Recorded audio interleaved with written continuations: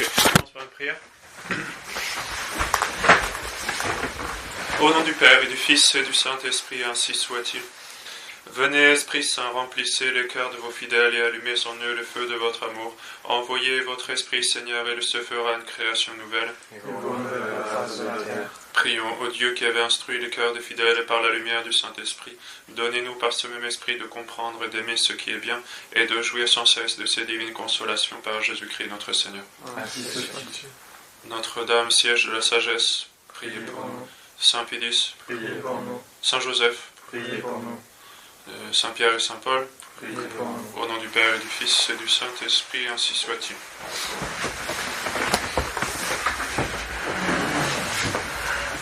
Là, vous avez... Alors, donc, je voudrais vous donner quelques points de doctrine. C'est de la doctrine, disons, appliquée, on peut dire, d'une certaine façon.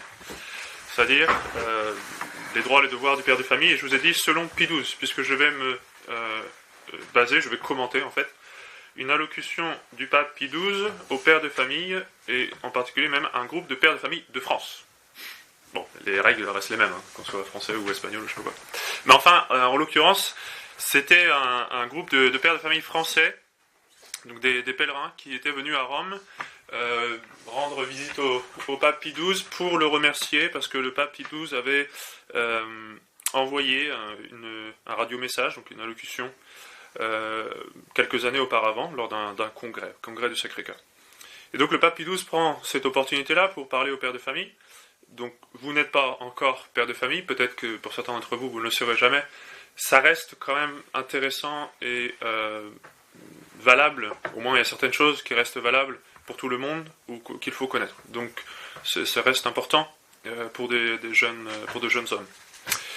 Il y a beaucoup d'allocutions de Pie XII. Pie XII nous a donné vraiment un magistère extraordinaire. Pas extraordinaire dans le sens tout est ex cathedra, mais extraordinaire dans le sens où il nous a dit beaucoup de choses sur plein de sujets. Vous vous rappelez qu'il nous avait donné vraiment des normes très précises, par exemple même sur l'usage de la bombe atomique, etc. Il y a plusieurs allocutions qui sont intéressantes pour la question de la famille. Donc il y a une allocution aux mères de famille, je le mentionnais. Allocution aux mères de famille, allocution du 26 octobre 1941, qu'on peut retrouver assez facilement. Il y a une allocution même à des enfants, allocution aux écoliers d'Italie, ça c'est le 2 mai 1954. Donc il parle à des enfants, il leur rappelle leurs devoirs, il les encourage, etc. Mais bon, évidemment, il s'adapte un peu au niveau des enfants. Et donc il y a cette allocution au père de famille qui date du 18 septembre 1951. Donc elle est en français. C'est pas une traduction parce que Pie XII parlait français, et donc là en l'occurrence il parlait en français à des Français. Donc je vais lire le début juste pour vous donner un peu le contexte, ou plutôt le ton, on va dire, de l'allocution. Un pèlerinage de père de famille, point d'exclamation. Quelle joie pour notre cœur! Tant et tant de fois, nous avons, à propos des questions les plus diverses, insisté sur la sainteté de la famille, sur ses droits, sur son rôle, en tant que cellule fondamentale de la société humaine. À ce titre, c'est sa vie, sa santé, sa vigueur, son activité, qui, dans l'ordre, assure la vie, la santé, la vigueur, l'activité de la société tout entière. Parce qu'elle tient de Dieu son existence et sa dignité, sa fonction sociale, la famille est responsable devant Dieu. Ses droits et ses privilèges sont inaliénables, intangibles. Elle a le devoir, avant tout devant Dieu, et secondairement devant la société, de défendre, de revendiquer, de promouvoir effectivement ses droits et ses privilèges, non seulement pour son propre avantage, mais pour la gloire de Dieu, pour le bien de la collectivité. Donc, bon, il y a plusieurs choses là que je voulais souligner, c'est pour ça que j'ai lu ce passage en entier. Premièrement, le fait que, voilà, il a déjà parlé ailleurs de la famille, etc., mais là, il va parler des pères de famille. Et pour parler des pères de famille, il est quand même obligé de rappeler quelque chose d'assez simple, mais qui est important, c'est que la famille vient avant la société civile, dans l'ordre des choses, dans l'ordre naturel. La société civile existe parce qu'elle est composée de familles. Une patrie consiste de familles. Et donc, il y a un certain ordre naturel. Il y a une primauté, vraiment, des parents, et en particulier du chef de famille, pour ce qui concerne la famille, toute l'organisation interne de la famille et surtout l'éducation des enfants. Il y a une primauté du chef de famille sur le gouvernement, sur l'État. Ça, c'est important. Deuxième point qui est très important, et Pie XII va insister là-dessus, c'est le devoir de défendre ses droits. Le devoir de défendre ses droits. C'est vrai que et ça va être un thème qui va revenir aujourd'hui, c'est vrai que, bien sûr, l'Église n'est pas révolutionnaire. L'Église n'encourage pas à se révolter contre l'autorité légitime, à faire la révolution, à changer le gouvernement, etc. etc. Et l'Église nous apprend et nous donne des exemples d'héroïsme, de martyrs, qui se sont laissés faire, on peut dire, d'une certaine façon. Ils se sont laissés faire, ils se sont laissés martyriser. D'accord ? Vous pouvez faire ça pour vous-même, mais quand vous êtes en supérieur, vous ne pouvez pas martyriser les autres, entre guillemets, c'est-à-dire, ou les laisser se martyriser. Et c'est là où c'est intéressant que justement il parle à des pères de famille. C'est-à-dire, vous êtes père de famille, c'est pas que vous. C'est-à-dire, vous ne pouvez pas faire un sacrifice que pour vous. Vous dire, bon bah tant pis, je subis comme ça, sans rien dire, je suis martyr. Vous avez un devoir de défendre les droits de votre famille, en fait. D'accord ? Et la même chose on va voir ça cet après-midi, la même chose va s'appliquer à tout ce qu'a fait Monseigneur Lefer de la Motte, justement. Je vous raconterai ça un petit peu. Il a organisé, je peux déjà le dire, peut-être vous le savez, une association diocésaine de pères de famille. En gros, il avait fédéré, on va dire, tous les pères de famille de son diocèse, enfin, au moins un bon paquet, pour pouvoir, justement, défendre les droits des familles, et de l'Église, et des écoles, contre le gouvernement. Sans faire de révolution. Il ne demandait pas aux pères de famille d'aller prendre la préfecture, de pendre le préfet, et je ne sais pas quoi. C'est pas ça qu'il demandait. Mais quand même de faire du bruit. C'était assez passif, on va dire. Pacifique, disons, plutôt.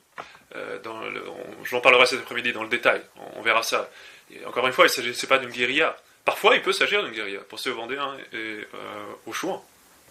On appelle ça aujourd'hui une guérilla, c'est pas forcément le bon terme, mais vous comprenez ce que je veux dire. C'est-à-dire se défendre. Donc, il y a à la fois le devoir du martyr, et il y a à la fois le devoir de se défendre. Ça dépend un petit peu du contexte. Ça dépend aussi, est-ce que je défends juste mon petit confort personnel, mon choix, etc. Dans ce cas-là, on peut facilement se mortifier, on peut facilement s'offrir en victime. Ou est-ce que j'ai une responsabilité ? Et dans ce cas-là, je dois défendre les droits. Dans une société chrétienne, la responsabilité est beaucoup plus importante, évidemment. Quand on est dans un monde païen, alors là, vous avez beaucoup de martyrs qui meurent pour la conversion du monde païen, justement, parce qu'ils ne sont pas à des postes de responsabilité. D'accord ? Mais quand on est dans une société chrétienne, au contraire, là, il faut se battre pour garder tout ce qui reste de chrétien, parce que malheureusement, notre société chrétienne est de moins en moins chrétienne. Mais il faut défendre les droits de l'Église, il faut défendre les droits des familles. D'accord ? Donc c'est important ce que dit Pie XII là. Qu'il y a un devoir, elle a le devoir, elle parle de la famille d'abord, mais il va appliquer ça surtout au chef. Elle a le devoir devant Dieu et devant la société de défendre, de revendiquer, de promouvoir effectivement ses droits et ses privilèges. On ne peut pas ne rien dire, on ne peut pas ne rien faire, se dire bah tant pis, le gouvernement veut que tous mes enfants apprennent des choses mauvaises à l'école, que voulez-vous ? Je ne peux rien faire. Non, c'est pas une bonne mentalité. Ok ? Ensuite, là ça va vous faire plaisir un peu. Que de fois, c'est Pie XII qui parle, que de fois on a chanté les louanges de la mère, saluant en elle le cœur, le soleil de la famille, mais si la mère en est le cœur, le père en est la tête. Et par conséquent, c'est de la valeur de l'activité du père que dépendent premièrement la santé et l'efficience de la famille. Ça c'est vrai. Les dames ont des qualités que n'ont pas les hommes pour l'éducation des enfants. Et notamment, quand, dans une autre allocution, justement, quand il parle aux mères de famille, il le dit en long et en large, que la mère est celle qui moule le petit enfant. Et c'est vrai. Mais après, surtout quand ils grandissent, c'est le père de famille, surtout, qui tient l'ordre de la famille, qui donne les règles, et qui, du coup, donne toute la direction de la famille. Ce vers quoi tend la famille ? Si la famille est ordonnée selon les principes de la royauté de notre Seigneur Jésus-Christ, ou bien si il n'y a rien qui se tient, c'est libéral, etc. Et là, c'est le père de famille qui a le rôle, qui doit tenir les choses, tout simplement, et les ordonner. Okay ? Quand une famille n'est pas bien tenue, c'est premièrement à cause du père. C'est lui le responsable. Et il sera responsable devant Dieu. Encore une fois, c'était un devoir, là, nous dit Pie XII. Il y a une responsabilité. Parce que on pense au jugement, souvent on pense juste à soi. Ah, ben, j'ai fait ça. Oui.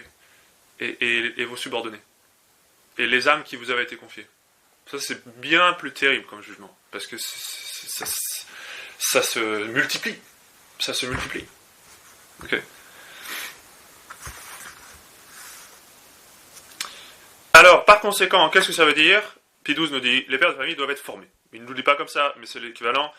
Il dit, vous avez compris, chers fils, et c'est ce qui vous rassemble ici, la nécessité pour le père de famille de connaître intelligemment, socialement, chrétiennement, son rôle et ses devoirs.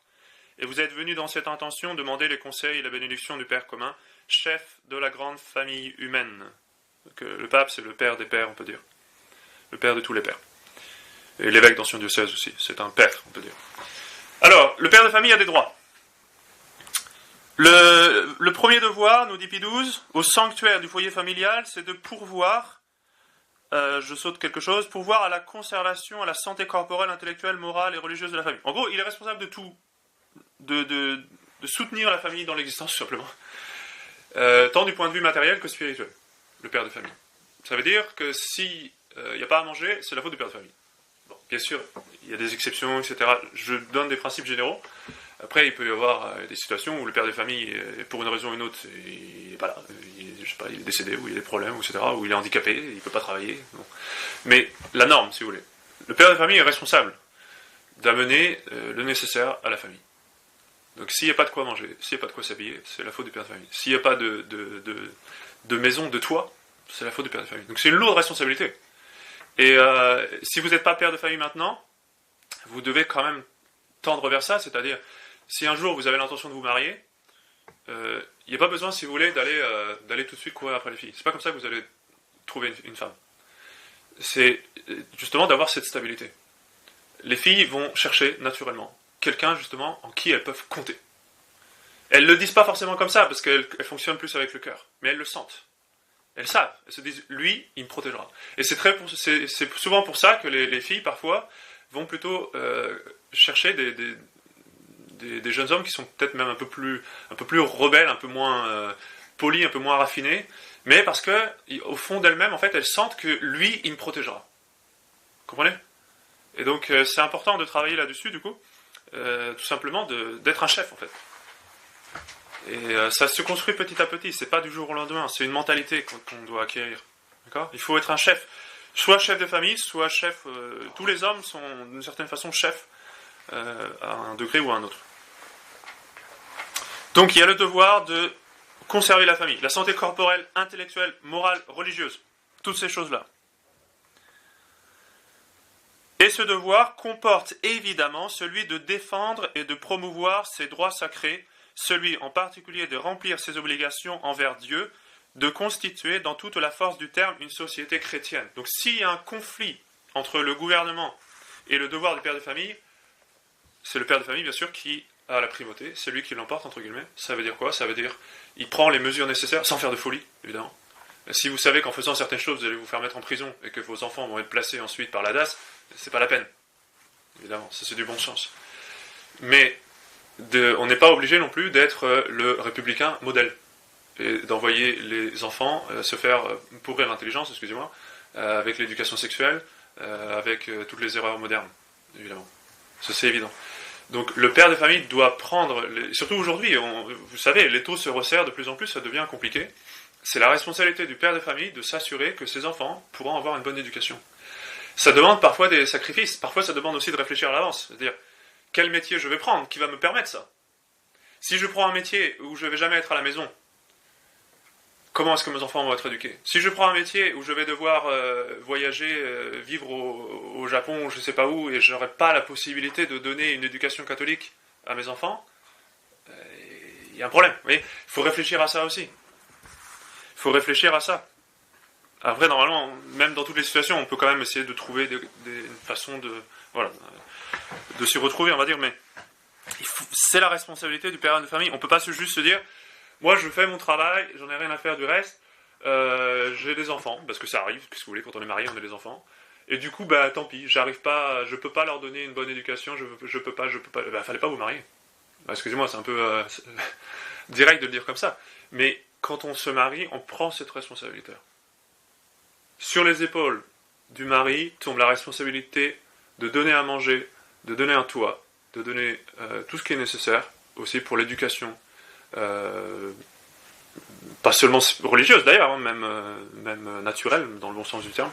Tout cela, le père de famille a la responsabilité de le procurer à sa famille. Après, évidemment, ça ne veut pas dire qu'il va tous en faire, normalement, si vous voulez, des normaliens, des élites, de je sais pas quoi. Il vaut mieux que les enfants soient dans une école, peut-être avec un niveau un peu moins soutenu sur le plan académique, mais qui par contre a des bonnes mœurs. Que de leur dire, non, il faut que mes enfants soient les meilleurs en mathématiques, et en littérature, je sais pas quoi. Oui, ils apprennent du Voltaire, c'est pas grave. Au moins, c'est très beau. Voilà. Ils parlent très très bien. Bon, par contre, tout ce qu'ils disent, c'est limite hérétique, mais ils le disent très très bien. Donc, et même, ils sont capables de le faire en alexandrin. Évidemment, il y a une hiérarchie des valeurs. Mais n'empêche qu'il y a quand même un devoir aussi d'éducation naturelle. En passant, les pères de famille, par exemple, normalement, ils le font sans y réfléchir. Tout ça, c'est naturel. Mais enfin, quand même, les pères de famille doivent apprendre à leurs garçons à se débrouiller, à apprendre à bricoler petit à petit, voilà. Sans en faire, là aussi, des ingénieurs, des mécaniciens, je sais pas quoi, mais au moins quelques bases, quoi, si on veut. C'est important. Ça fait partie, là aussi, du devoir de famille. Donc ensuite, il y a tout un paragraphe dans cette allocution où Pie XII nous dit justement que la famille jouit de la primauté devant l'État. En fait, il reprend certains passages de l'encyclique de Pie XI là-dessus. Donc il y a plusieurs encycliques de Pie XI qui sont en jeu ici. Il y a une encyclique sur l'éducation, qui s'appelle Divini Ilius Magistri, qui est très importante, sur l'éducation des enfants, l'éducation catholique. Et en fait, là, en l'occurrence, il fait référence à une autre encyclique sur le mariage, Casti Connubii, l'encyclique de Pie XI sur le mariage. Donc, Pie XI disait, et Pie XII reprend, la cité est ce que la font les familles et les hommes dont elle est formée, comme le corps est formé des membres. La cité est ce que la font les familles. Si on a de bonnes familles, on aura une bonne cité, c'est-à-dire société civile. D'accord ? Si on a de bonnes familles, on aura une bonne société. Si on est dans une mauvaise société, comment on fait pour la renouveler ? On fait de bonnes familles. C'est tout. Enfin, c'est tout. C'est beaucoup. C'est beaucoup. Parce que même avec 3 familles, si vous voulez, au milieu de 40 millions de familles, c'est pas beaucoup. Mais il faut commencer quelque part. Et c'est la façon naturelle de faire. Il faut refaire de bonnes familles pour renouveler la société. D'accord ? Ça, c'est de votre point de vue à vous. Après, du point de vue de l'Église, il faut avoir de bons prêtres pour refaire la société, ce que disait le cardinal Pie aussi d'ailleurs. Okay ? Donc les deux ne sont pas contradictoires. Bon, je vous invite à lire toute l'allocution, là je vous donnerai la référence, à la lire dans son ensemble, mais entre autres, des choses qu'il faut défendre, même contre l'État, quand l'État va de travers concrètement. Pie XII nous en donne une liste un petit peu. Il nous dit, ces valeurs-là, il n'est jamais permis de les sacrifier à ce qui pourrait être apparemment un bien commun, c'est-à-dire ce que le gouvernement décide. Donc il donne quelques exemples. À titre d'exemple, à l'heure présente sont en grand péril l'indissolubilité du mariage, évidemment. La procréation de la vie avant la naissance, donc toutes les lois qui sont contraires à ça, par exemple l'avortement, qui maintenant est inscrit dans la Constitution, comme vous le savez, toutes ces choses-là, il est hors de question d'en tenir compte, de les accepter, de les respecter, c'est absolument hors de question. L'habitation convenable de la famille, non pas d'un ou 2 enfants, ou même sans enfants, mais de la famille normale plus nombreuse. Donc le fait d'avoir de grandes familles, ça c'est normal, c'est catholique. Et donc si l'État cherche à restreindre ça d'une façon ou d'une autre, il faut lutter contre. La fourniture de travail, car le chômage du père est la plus amère détresse de la famille. Ça, le fait que notre société soit construite d'une telle façon maintenant, où concrètement c'est difficile pour un père de famille de subvenir à tous les besoins de la famille, c'est voulu, hein, c'est voulu. Et tout ça, c'est le système socialiste. Et c'est tellement voulu que maintenant, on m'a dit que souvent quand on cherche à louer une maison, par exemple, les propriétaires veulent avoir 2 salaires. Donc si vous disent, maintenant il n'y a que monsieur qui travaille, et madame a 6 ou 7 enfants, il y a beaucoup de propriétaires qui ne veulent plus donner leur maison, enfin à louer à des familles catholiques en fait. La société le veut, parce que les salaires, maintenant c'est le 35 heures, le SMIC, etc., comme vous savez, tout ça, alors tout le monde se retrouve sur un pied d'égalité, et du coup, en fait, on n'arrive plus à subvenir aux besoins de la famille, c'est-à-dire avec un seul salaire, ça devient de plus en plus difficile. Donc il faut penser à ça aussi dans le choix du travail. Ça ne veut pas dire qu'il faut prendre nécessairement le travail qui rapporte le plus. D'accord ? C'est pas ça que je veux dire. Mais enfin, il faut quand même penser à ça. C'est-à-dire, est-ce que le travail que je choisis va me permettre de subvenir aux besoins de la famille, si je veux fonder une famille. Et les besoins de la famille, ça inclut l'éducation, la scolarité, ce qui coûte cher. Si je me dis, bah non, du coup, je vais devoir être obligé de les mettre à l'école publique parce que j'ai choisi un travail qui rapporte pas assez, on a fait peut-être de mauvais calculs. Voilà. Ça fait partie des choses, c'est difficile, hein, c'est beaucoup de choses à prendre en compte, donc c'est important. Un autre droit, un autre privilège de la famille qui est attaqué et que Pie XII nous dit il faut absolument défendre. La pleine liberté pour les parents d'élever leurs enfants dans la vraie foi. Et par conséquent, le droit des parents catholiques à l'école catholique. Bon, c'est un droit, c'est aussi un devoir. Hein. Pie XI est clair là-dessus. Les parents catholiques ne peuvent pas envoyer leurs enfants dans des écoles non catholiques. Après, ça, dans les cas particuliers, ça se décline. Si vous êtes dans un pays, par exemple, où l'école devient obligatoire, du coup, on fait quoi ? On fait pas d'enfants ? Non, mais quand même. Mais après, il faut trouver du coup des remèdes, etc. Enfin, il faut réfléchir à des façons de remédier au mal. Mais en soi, l'école laïque est une occasion prochaine de corruption, de corruption des mœurs. C'est comme une occasion prochaine de péché. Vous n'avez pas le droit de vous mettre dans une occasion prochaine de péché. Et vous ne pouvez pas envoyer vos enfants dans une occasion prochaine de péché. D'accord ? Donc il faut que d'une façon ou d'une autre, cette occasion prochaine de péché ne devienne plus prochaine, mais éloignée. Ça demande beaucoup d'antidotes et de précautions, etc. Si vraiment on est obligé d'avoir des enfants dans une école qui ne soit pas catholique. Mais si on a le choix, c'est absolument interdit. On doit mettre les enfants dans une école catholique. Ou les éduquer à la maison, si on ne peut pas faire mieux.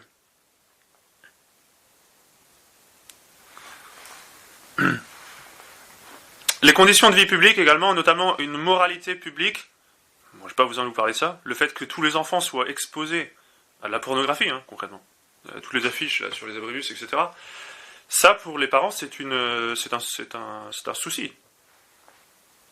Il faut essayer au minimum, autant que possible, que les enfants ne soient pas exposés à toute la laideur de l'immoralité publique, quoi. Il y a plein de choses que les enfants ne doivent pas connaître trop tôt. Ils ne doivent pas savoir. Oui, d'accord, le monde moderne, maintenant, vit dans la débauche complète, etc. Les enfants n'ont pas besoin de savoir ça, pas tout de suite, en tout cas. Quand ils sont grands, par contre, oui, parce que là, ils n'ont pas le choix. Et il vaut mieux qu'ils l'apprennent par vous, plutôt qu'ils le découvrent d'une façon très choquante, du coup, et déstabilisante pour eux. Il faut que les enfants soient prêts, ensuite, à aller dans le monde. Mais les choses se font petit à petit.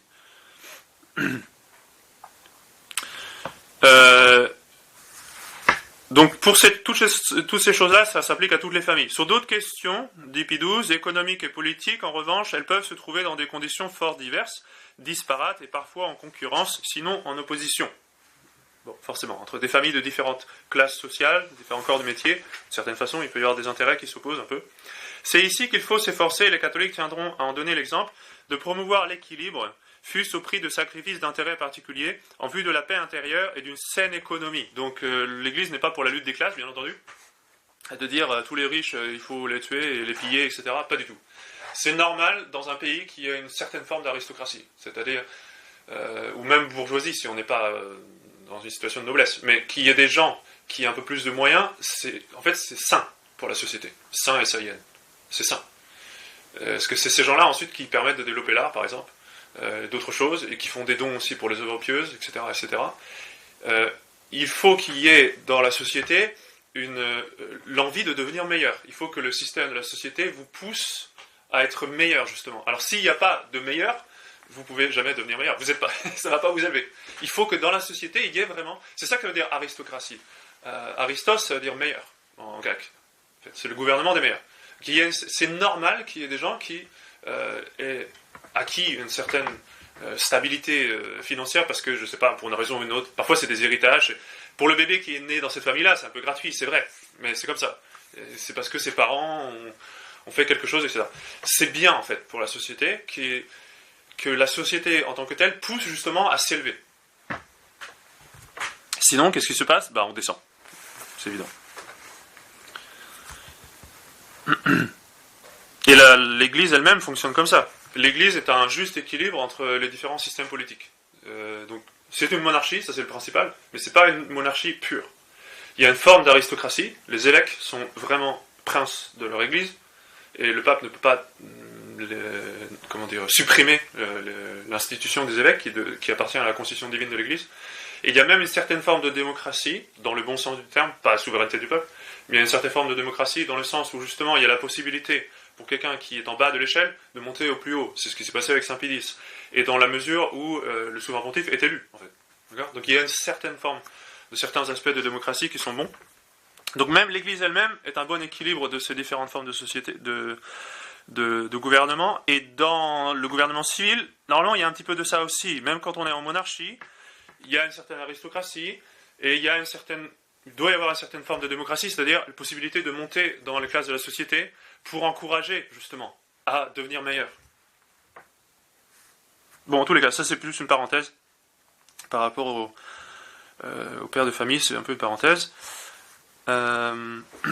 Tous doivent s'unir pour défendre les intérêts des familles, parce qu'une famille toute seule, en face du gouvernement, évidemment, on ne peut rien faire. Et c'est un peu notre malheur, c'est qu'en fait, on est très peu nombreux, c'est vrai. Mais déjà, il faut essayer de se battre là où on peut, dans les petites batailles, en fait. D'accord ? Donc, faire en sorte qu'une famille puisse continuer à élever ses enfants de façon catholique, etc., c'est déjà une victoire. De faire que les familles de la chapelle arrivent à fonder une école, à tenir une école, que l'école continue, c'est déjà une victoire. D'accord ? Ça veut dire que c'est plein de familles qui ne vont pas mettre leurs enfants dans les écoles de la République. C'est une victoire.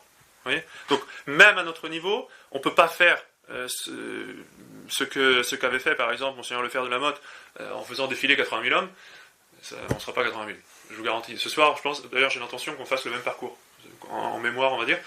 Bon, ben on ne sera pas 80 000, ça c'est sûr.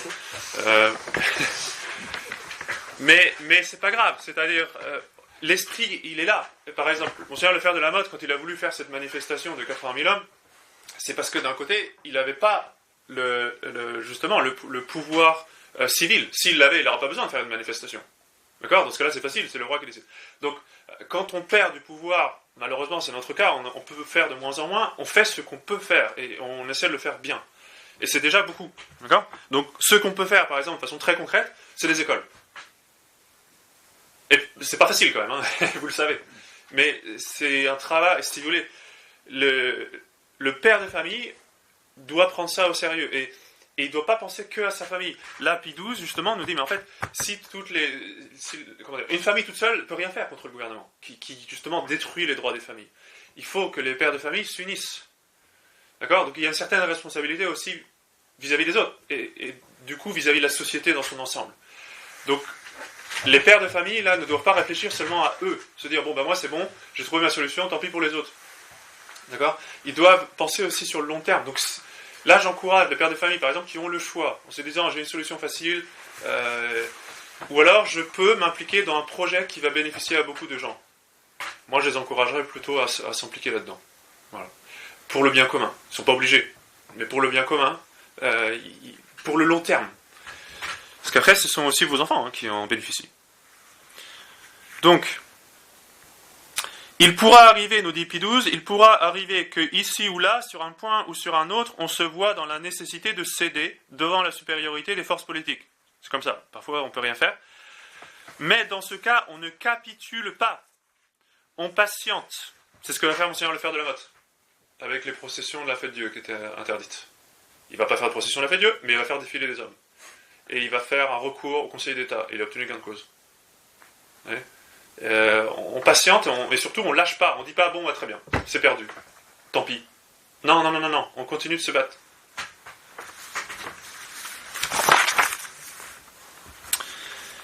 Parmi ces moyens efficaces, fût-il à long terme, un des plus puissants est l'union entre les pères de famille, fermes dans les mêmes convictions et dans la même volonté. Votre présence ici est un témoignage que telle est votre pensée. Ouais, ça c'est très intéressant ce qu'il dit. Là, je me demande si on ne devrait pas refaire l'association diocésaine de pères de famille de Monseigneur Lefebvre de la Motte, parce qu'il s'en est beaucoup servi. On en parlera cet après-midi. Les pères de famille doivent faire aussi quelque chose de très important, c'est-à-dire alerter, tout simplement, parfois. Donc c'est le soin dans cette coalition des pères de famille de travailler à éclairer l'opinion publique, à la persuader petit à petit, de favoriser le triomphe de la vérité et de la justice. Aucun effort pour agir sur elle ne doit être dédaigné ou négligé. Donc il y a des pères de famille qui s'impliquent aussi dans voilà, des choses sociales, on va dire. Maintenant, en plus, d'une certaine façon, c'est plus facile avec les réseaux sociaux. D'un autre côté, il ne faut pas tomber dans l'autre extrême, qui est tout le monde commence sa chaîne YouTube ou son canal Telegram ou je sais pas quoi. Bon, c'est pas forcément fait à tout le monde, mais d'avoir une certaine organisation pour transmettre la vérité et défendre les droits des familles, etc. Et par exemple, dénoncer un scandale de la DPJ qui est venu intervenir dans une famille où c'était clairement illégitime, etc. Bah, il faut le faire. Et il faut faire du bruit. Et comprenez bien une chose, c'est que l'histoire est toujours écrite par les minorités. Donc il ne faut pas se dire on est en minorité, donc on peut rien faire. L'histoire est toujours écrite par les minorités. Ce sont les minorités qui mènent la danse. Pour le bien ou le mal. Le plus gros suit. C'est ce qui s'est passé justement dimanche des Rameaux et vendredi saint. Le plus gros suit. Alors le dimanche des Rameaux, c'est la bonne minorité qui tire du bon côté et tout le monde suit. Et le vendredi saint, la mauvaise minorité qui tire du mauvais côté et tout le monde suit. Donc il ne faut pas se dire on est peu, donc on fait rien. Non, non, non, non, non. Il faut commencer à faire du bruit. Il faut faire du bruit. Pas pour faire du bruit, pas pour être comme Saint Paul dit, là, juste une cymbale retentissante. Mais pour faire bouger les choses. Il faut faire pression. À notre niveau, peut-être c'est pas grand-chose. Encore une fois, petite victoire, on a réussi à ce que la DPJ laisse cette famille tranquille. C'est énorme. Parce que ça veut dire quoi ? C'est des vies, c'est des âmes.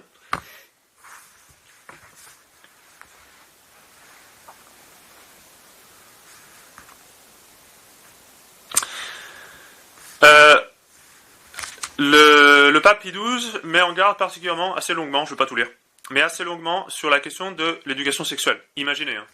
Ça c'est 1951.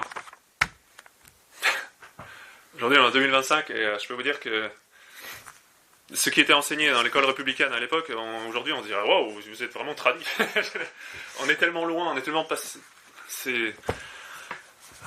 C'est incroyable. Nous voulons parler ici d'écrits, livres et articles de Pie XII touchant l'initiation sexuelle qui souvent obtiennent aujourd'hui d'énormes succès de librairie et inondent le monde entier, envahissant l'enfance, submergeant la génération montante, troublant les fiancés et les jeunes époux. Il va dire que c'est même le cas pour l'éducation des époux. Il faut faire attention à pas trop en dire ou de façon trop graphique.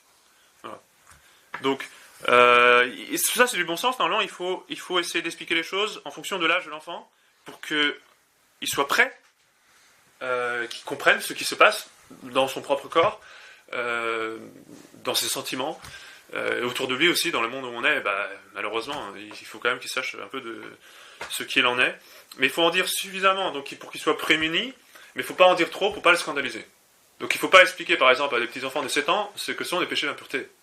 Ça, c'est une erreur parfois qui se fait, de faire connaître des choses que les petits-enfants ne connaissent même pas. Et d'ailleurs, quand ils en parlent, en fait, ils ne savent pas de quoi ils parlent. Il faut faire attention à ça. On peut facilement scandaliser les enfants.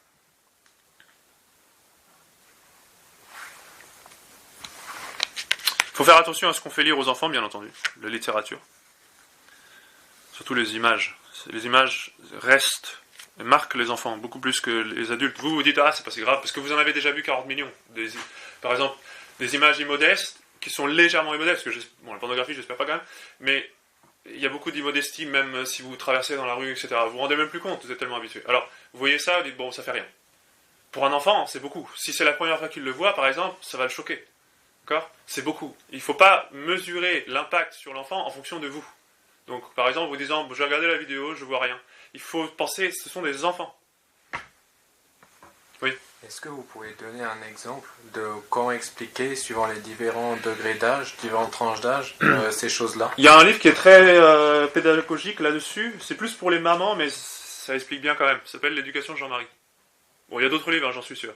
Mais ce livre-là, je l'ai feuilleté, je l'ai pas lu en entier, mais je l'ai feuilleté et j'ai trouvé ça très bien fait. C'est réédité par l'IMBC. Et L'éducation de Jean-Marie. C'est des exemples de discussion entre une mère et son enfant, en fonction de l'âge. Et elle lui apprend les choses petit à petit, d'une façon assez simple. Il ne faut pas dire des choses stupides aux enfants. Elle ne va pas dire, en fait, les enfants, ils sont amenés par une cigogne et ils naissent au milieu des choux. Ok ? Il ne faut pas dire ça. C'est un mensonge. Voilà, exactement. Déjà, c'est un mensonge, on n'a pas le droit de mentir. Mais aussi, vous allez perdre votre crédibilité. L'enfant, il va comprendre que vous l'avez menti, que vous l'avez raconté n'importe quoi. Et du coup, il va vouloir savoir, parce qu'on a une certaine curiosité intellectuelle. Du coup, il se dit, ça sert à rien que je demande papa-maman, il raconte n'importe quoi. Je vais demander à mes copains. Et le copain, il montre un truc, et truc. Et c'est pour ça qu'il faut en parler quand même, sinon l'enfant, il va aller voir ailleurs. Et il va apprendre d'une façon qui est mauvaise. Mais d'un autre côté, il ne faut pas en dire trop tôt. Il faut que l'enfant ait suffisamment de confiance. C'est là où c'est difficile, parce qu'il faut à la fois avoir autorité, et en même temps, il faut que l'enfant il soit en confiance. Il faut que l'enfant ait suffisamment de confiance envers ses parents, qu'il ose demander aussi. Il faut que la maman, par exemple, soit capable d'en parler avec ses filles, que ses filles, du coup, osent demander à sa maman, que les garçons osent demander à leur papa. Ça veut dire qu'il faut qu'il y ait un climat de confiance. D'accord ? Pour que petit à petit, il explique les choses.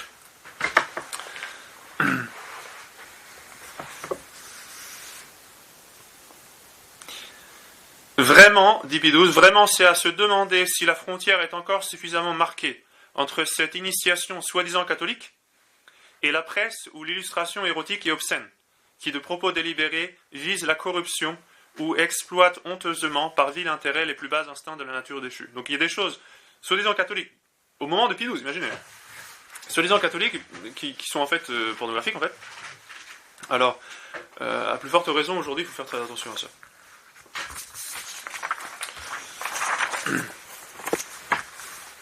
Et bien sûr, il est important de faire appel aux éléments surnaturels.